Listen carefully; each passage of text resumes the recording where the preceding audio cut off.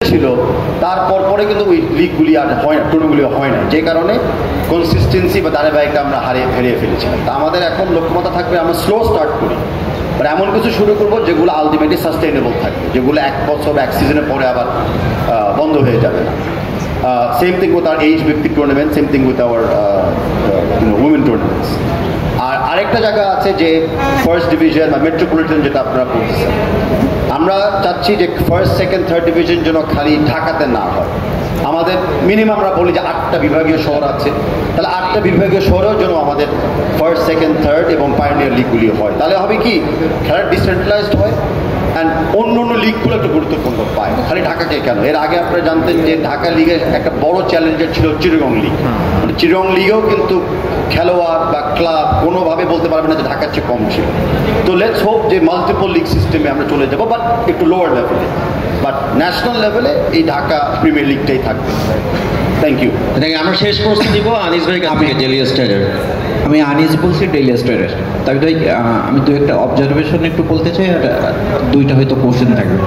First হচ্ছে যে আসলে যে আমাদের যে রাউন্ড দ্য ইয়ার আসলে যে ফুটবল নিয়ে লেখা লাগে এবং আমরা ট্রাই করি ফুটবলকে যত এক্সপোজার দেওয়া যায়। আপনি জানেন যে বাংলাদেশে ক্রিকেটটাই আসলে সবচেয়ে বেশি এক্সপোজার দেওয়া হয়, কারণ প্রায়োরিটি বা আপনার জনপ্রিয়তার কারণে। তা আমাদের কাছে যত বেশি ইনফরমেশন আমরা পাই তত বেশি আসলে লিখতে পারি এবং আমাদের স্পোর্টস এডিটরদের আমরা তত প্রেশার ক্রিয়েট করতে পারি। তো সেই ক্ষেত্রে থেকে বলবো যে আপনি সবসময় হয়তো বিজি থাকেন, কখনো রেসপন্স করেন, কখনো ব্যস্ততার কারণে রেসপন্স করতে পারেন না। সেক্ষেত্রে স্পোর্টসম্যান হিসেবে বিএফএফের জেনারেল সেক্রেটারি আসলে যে খুব একটা কথা বলতে চাই না, আসলে যে অনেক ইনফরমেশন তার কাছে থাকে, তা সেই জিনিসটা আসলে যে ওপেন করা যায় কিনা, তাকে অনুমতি দেওয়া যায় কিনা যে প্রেসের সাথে কথা বলার, এই একটা বিষয়। আর অবজারভেশন আর একটা একটু বলতে চাচ্ছিলাম যে সিঙ্গাপুর ম্যাচে যেটা আপনি অলরেডি বললেন যে আমাদের প্রেস বক্সে কিন্তু আপনার ভিউ যে সব চেয়ার থেকে বসে দেখা যায় না, সামনে 30টা চেয়ার আসছে, ওই 30টা চেয়ার থেকে একদম ক্লিয়ার বোঝা যায়। প্রেস বক্সের উপরে এবারে হলো ওভারফ্লো আপনার চেয়ার করা হয়েছিল, যেগুলো আমরা এক্সপেক্ট করছিলাম যে যারা পিছন থেকে ভিউ দেখতে না পারবে তারা উপরে যে দেখবে, কিন্তু সেগুলো আসলে সেল করে দেওয়া হয়েছে। এগুলো এক্সক্লুসিভলি প্রেসের জন্য রাখা যায় কিনা আর কি আপনাদের বিবেচনাধীন সেটা। আর একটা খুব সিলি বিষয়, তারপরে আমি উল্লেখ করছি যে প্রেস বক্সে ওনার একটা লিফট আছে, যে এবার 2টা বোর্ড দেওয়া ছিল যে লিফট অনলি ভিআইপিরা ব্যবহার করবে আর জার্নালিস্টরা স্টেয়ার ব্যবহার করবে। হ্যাঁ, আমাদের এটাও কিন্তু 3 তলায়, তা জানি না কোন পার্সপেক্টিভে আসলে যে এটা দেওয়া হয়েছিল যে জার্নালিস্টরা স্টেয়ার আর হলো ভিআইপিরা হলো লিফট ব্যবহার করবে। এটা একটু দেখবেন আপনারা। আরেকটা জিনিস আমরা প্রেস বক্স থেকে দেখছি যে আমাদের সামনে যে ফরমার ন্যাশনাল প্লেয়ারদের কমপ্লিমেন্টারি টিকিটে যাদের দেওয়া হয়েছিল, যে কয়েকটা প্লেয়ারের সাথে সাধারণ দর্শক তাদেরও ওখানে দেওয়া হয়েছিল, যে বাকবিতণ্ডতা হয়েছিল। তো ওই জায়গাটা আসলে যে ক্লাব, ফরমার প্লেয়ার, ওমেন্স টিমের প্লেয়ার এক্সক্লুসিভলি ওই জোনটা করে দেওয়া যায় কিনা, তাহলে সবাই সবার সাথে পরিচিত আসলে। তখন যে কেউ আসলে যে পিছনে দাঁড়িয়েও খেলা দেখতে পারবে। যে সাব্বির ভাইয়ের সাথে দেখলাম যে একজন মানে কথা কাটাকাটি করছে এক মেয়ে, সাব্বির ভাই আসলে যে কে আমরাই জানি, হয়তো সে নাও চিনতে পারে, না চেনার কারণে। তো ওই এরিয়াটা এক্সক্লুসিভলি আপনার ফরমার প্লেয়ার, ক্লাব অফিসিয়াল এরকম করে দেওয়া যায় কিনা আর কি, এটা একটা অবজারভেশন। আর একটা 2 দিনই আসলে যে গেট ভেঙে স্টেডিয়ামে ঢুকে গেছে, যে আপনার 18,000 দর্শক আপনি একটা 4 নম্বর গেট দিয়ে ঢুকাচ্ছেন। স্টেডিয়ামে মোট আরও 3টা গেট আছে, 1, 2, 3। আমার মনে হয় যে আহ্বানের গেট যেটা 17, 18, 19, 20 এদের হলো ক্লোজেস্ট হচ্ছে 1, 2। তাহলে 1, 2-তে আপনার যদি আপনি তাদের অ্যাক্সেস দেন তাহলে তো ওই দিকে রাশ কমে গেল। যারা ভেঙে ঢুকছে তাদের অনেকের হাতেই টিকিট, তারা আসলে যে ভেঙে চলে আসছে কি জন্য, যে আমি টাকা পে করছি, আমি খেলা দেখতে পাচ্ছি না, আমি ঢুকতে পারছি না, তারা ভেঙে চুরে চলে আসছে। তো এই জিনিসগুলো মাথায় রাখা যায় কিনা। তারপর আরাফাত আর একটা জিনিস বললো যে পানির খুব আসলে যে অভাব ছিল। আমরা দেখছি যে ম্যাচের সময় আসলে ভুটান এবং সিঙ্গাপুর ম্যাচের সময় স্টেডিয়ামের বাইরে ফুল ফাঁকা ছিল, খুব সুন্দর ছিল, দোকানপাট বন্ধ টন্ধ। সেক্ষেত্রে আপনারা বাইরেও পানির স্টল বা এরকম ব্যবস্থা করতে পারেন কি না, যে আসলে যে 7-8 ঘন্টা, যে 2টা থেকে খুলছে গেট, 7টায় ম্যাচ, 9টায় শেষ হবে, অনেক ধরনের নিডস থাকে, ক্ষুধা লাগতে পারে, পানি লাগতে পারে। সেক্ষেত্রে যদি আপনার গ্যালারিতে পর্যাপ্ত খাবারের স্টল না দেওয়া যায়, নিচে আপনারা দিতে পারেন কি না, এবং অবশ্যই একটা দাম নির্ধারিত করে দেওয়া, যে 1 লিটার পানি আমি কেন 400 টাকা দিয়ে কিনে খাবো আর কি, সেটা আপনারা বিবেচনায় নিয়ে আসতে পারেন কি না। এগুলো গেল অবজারভেশন। আর লাস্ট হচ্ছে কোশ্চেন, যে ওমেন্স টিম আসলে যে বাংলাদেশে রিসেন্ট পাস্ট যত সাকসেস আসছে আসলে যে ওমেন্স টিম ধরে, ওমেন্স টিম নিয়ে তেমন আমরা কোনো কিছু দেখছি না। সেই একটা 45-50-এর একটা কোটার ভিতরে ঘুরছে, তাদের একটা আসলে মানে ইনকামের একটা ভালো মতন একটা লিগ, যেটা খুব আমরা বলতেছি যে একটা মেয়ে যদি সিজনালি যে 5-6 লাখ টাকা ইনকাম করে, তাহলে তার গার্ডিয়ানও হয়তো বলবে যে না, ফুটবলে আরও 2 বছর খেলুক, সে আরও কিছু ইনকাম করুক। কিন্তু সেই আমরা একটা কম্পিটিটিভ লিগ বা একটা বড় কোনো টিম দেখতেছি না এখানে। নামকা অবস্থায় একটা ওমেন্স লিগ হয়, এইটা নিয়ে একটু জানতে চাবো। আর সর্বশেষ শাহিন ভাই একটা কথা বলল যে কাবরেরার পদত্যাগ চাই। আপনি তো ন্যাশনাল টিমস কমিটির চেয়ারম্যান, অলরেডি আপনি বলছেন যে অ্যাসেস করবেন। শাহিন ভাইয়ের সাথে আপনি আসলে যে একমত কিনা যে ন্যাশনাল টিমের কোচের পরিবর্তন দরকার আছে? Thank you.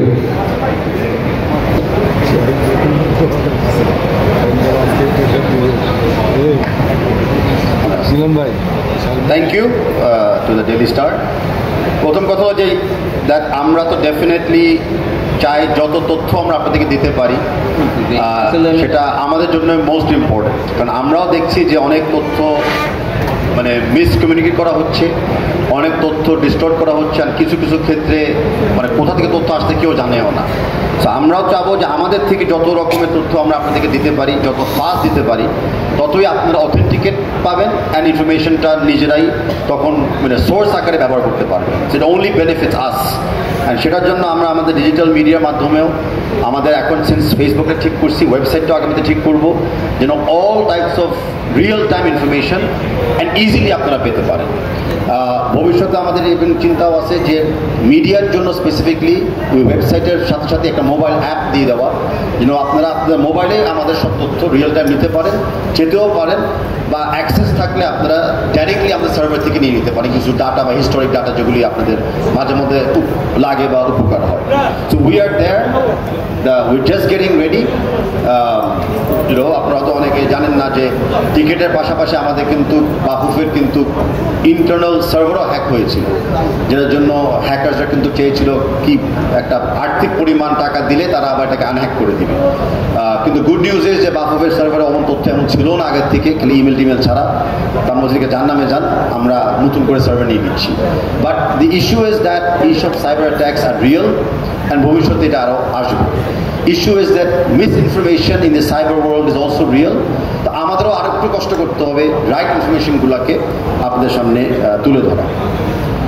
Regarding spokes person, দেখেন বাংলাদেশ ফেডারেশন এখন অনেক কাজ করতেছে, অনেক রকমের কাজ হচ্ছে, অ্যান্ড যেভাবে আমরা কম্প্রোমাইজ করে ফেলছি সেখানে কিন্তু সম্ভব না একই ব্যক্তির এতগুলো ইনফরমেশন রাইটভাবে রাখা বা এগ্রিভ হওয়া। সো আমি এটা করবো যে আমি হয়তো মাল্টিপল স্পোক্সম্যানদের ব্যাপারে পরিচিতি দিয়ে আপনাদেরকে ওয়েবসাইট এবং পার্সোনালি আপনাদেরকে জানিয়ে দিব। তাহলে আপনারা স্পেসিফিকলি কোন ইস্যুতে কাকে কন্ট্যাক্ট করবেন, অ্যান্ড যদি না করতে পারেন তাহলে নেক্সট লেভেলটা কী হবে উইদিন 24 আওয়ার্স, সেটাও আমরা একটা প্রক্রিয়া করে দিই, যেন আপনাদের আর সমস্যা না হয় রাইট ইনফরমেশন রাইট ব্যক্তির থেকে রাইট টাইমে পাওয়ার জন্য। বাট আই ডোন্ট থিঙ্ক একটা স্পোক্সম্যান করা এই মুহূর্তে আমাদের হেল্পফুল হবে, বিকজ অনেস্টলি একজন জানবে না প্রতিদিন এত কিছু কি হচ্ছে কোন জায়গায়, আর মাঝে মধ্যে তো বানায় কথা বলে ফেলবে, তখন আবার শুরু হবে আরেক frustration from both parties. So please bear with us while we develop that structure and that standard. Press যেটা আমরা বলেছিলাম, প্রেস বক্স ভালো না, পানি পান নাই, গেট ইনসিকিউর ছিল, আমরাই তো আরো বেশি লেখেন এটা নিয়ে।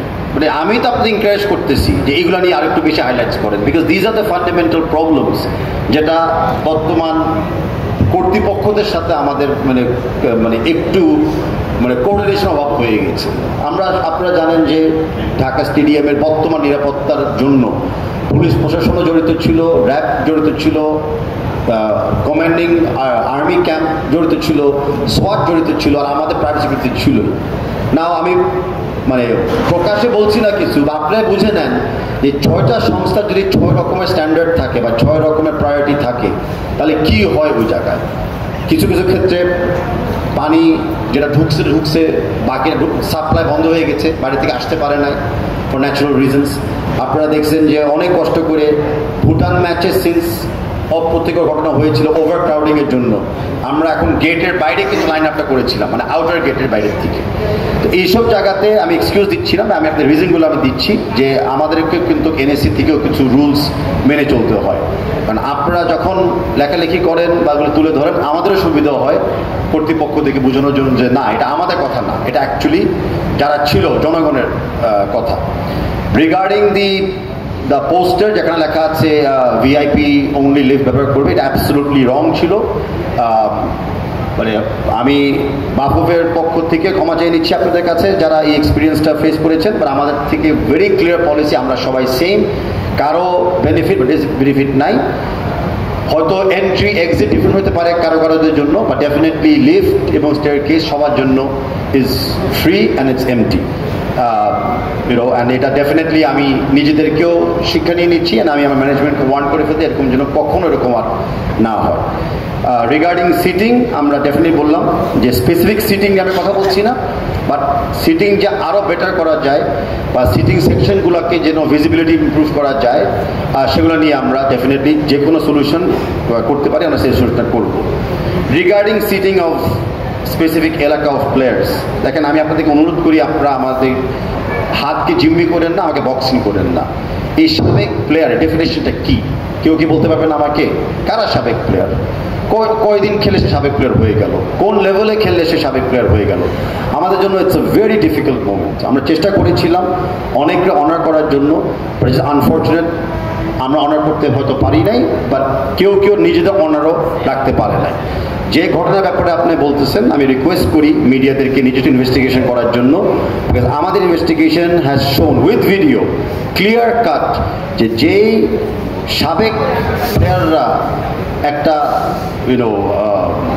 মানে ভায়োলেন্স এবং ভার্বাল ভায়োলেন্সের সাথে জড়িত হয়ে গেছিলেন, ওই সিট তাদের ছিল না, তাদের সিট কমপ্লিটলি অন্য সেকশনে ছিল, অন্য নাম্বারে ছিল।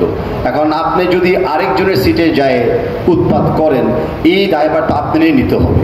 So and I am telling you this after thorough investigation. আমি জানি আপনি মনে করতে পারেন মাত্র 4 দিন হলো খেলা, যে কি হয়ে গেল, বাট ট্রাস্ট মি, আমরা প্রত্যেকটা ইস্যুকে সিরিয়াসলি নিই। অ্যান্ড ভিডিও আকারে আমি বলতেছি আপনাদেরকে যে ওই সাবেক প্লেয়াররা রং সিটে ছিল। দ্যাট ডাজেন্ট মিন যে কেউ কারো গায়ে হাত দিবে, কেউ কাউকে গালিগালাজ করবে, কেউ অসম্মান করবে, বাট সোর্স অফ দি প্রবলেমও কিন্তু আমাদেরকে বিবেচনায় রাখতে হবে। অ্যান্ড ডেফিনেটলি আমাদের সাইড থেকেও আমরা চেষ্টা করব এরকম যেন সোর্সও ক্রিয়েট না হয়, আরেকটু স্ট্রং ভূমিকা রাখতে। এবার আমি আপনাদেরকেও রিকোয়েস্ট করতেছি যে ইস্যুসগুলোকে আরেকটু জোরালোভাবে আপনারা খতিয়ে দেখবেন। আই থিঙ্ক মোস্টলি আমরা কভার করেছি। অ্যান্ড লাস্টের পয়েন্ট যেটা আপনি বললেন, আমি আবার আপনাকে বলতেছি যে যেই ব্যক্তি একটা কমেন্ট করেছে সে বাংলাদেশ ফেডারেশনেরই একজন member, so therefore it's an internal matter. তো আমি আমার মেম্বারদের সাথে এবং কমিটি মেম্বারদের সাথে ইন্টারনালি ডিসকাস করে নিব যেটা করণীয়, and will keep it in house and unfortunately will not make our problems public at any given time. Thank you সবাইকে আসার জন্য। আমি জানি না আপনারা জানেন কিনা, আজকে একটা ফ্রেন্ডলি ম্যাচ হচ্ছে আমাদের বাংলাদেশ সরকার বনাম ডিপ্লোম্যাটদের সাথে ঢাকা স্টেডিয়ামে 4:30টার সময়। আমি আপনাদেরকে ওয়েলকাম জানাচ্ছি সেখানে যাওয়ার জন্য, কারণ শেষ হলেও অ্যাডভাইজার মহোদয়রা আমাকেও রিক্রুট করেছে খেলার জন্য তাদের দলে। তো 4:30টায় এখন দেখি ঢাকা স্টেডিয়ামে আমিও মাঠে নামবো, অ্যান্ড এখন সেখানে দেখি পানি পাওয়া যায় কিনা ঠিক মতো। ওকে, সবাইকে থ্যাংক ইউ। আর আমি আপনাদেরকে ওয়েলকাম জানাচ্ছি লাঞ্চের জন্য। লাঞ্চ আপনাদের এখানে সেভড আছে না। আবারও বললাম 6 মাস পর পর আমরা এরকম একটা টাউন হলের মতো আমরা মিটিং করবো, যেখানে খালি গণমাধ্যম না, আগামীতে কোচ, রেফারি, স্টেকহোল্ডারকে আমরা দাওয়াত দিব। আবার সবাইকে থ্যাংক ইউ।